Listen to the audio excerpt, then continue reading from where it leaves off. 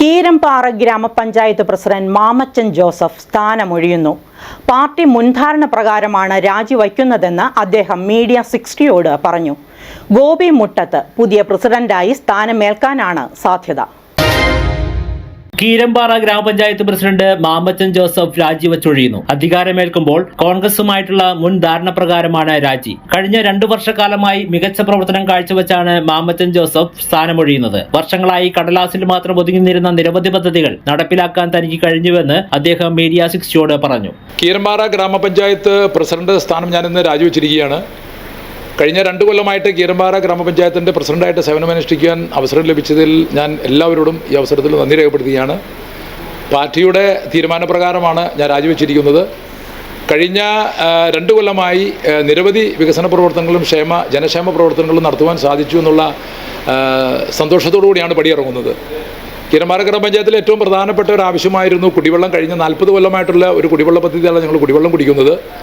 ജലജീവൻ കുടിവെള്ള പദ്ധതി, അതുമായിട്ട് ബന്ധപ്പെട്ടുള്ള എല്ലാ പേപ്പർ വർക്കുകളും പൂർത്തീകരിച്ചുകൊണ്ട് ഏതാണ്ട് 15 സെൻറ്റോളം സ്ഥലങ്ങൾ തന്നെ സൗജന്യമായി കണ്ടെത്തി അതിൻ്റെ പദ്ധതി ഓൾറെഡി ആരംഭിച്ച് ഏതാണ്ട് 50% പിന്നിട്ടിരിക്കുകയാണ്.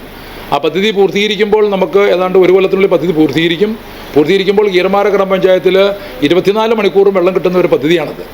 അതുപോലെ തന്നെ നമ്മുടെ തൊട്ടടുത്തുള്ള കുടുംബാരോഗ്യ കേന്ദ്രം, ആ കുടുംബാരോഗ്യ കേന്ദ്രത്തിൻ്റെ പ്രവർത്തനം 1 മണി വരെ ഉണ്ടായിരുന്ന പ്രവർത്തനം ഞങ്ങൾ വൈകുന്നേരം 6 മണി വരെയും ദീർഘിപ്പിച്ചുകൊണ്ട് ഡോക്ടറെ സ്റ്റാഫ് അടക്കം നിയമിച്ചുകൊണ്ട് പൊതുജനങ്ങൾക്ക് വളരെയധികം ഉപകാരപ്രദമായിട്ടുള്ള ഒരു പദ്ധതിയായിട്ട് അത് പോവുകയാണ്.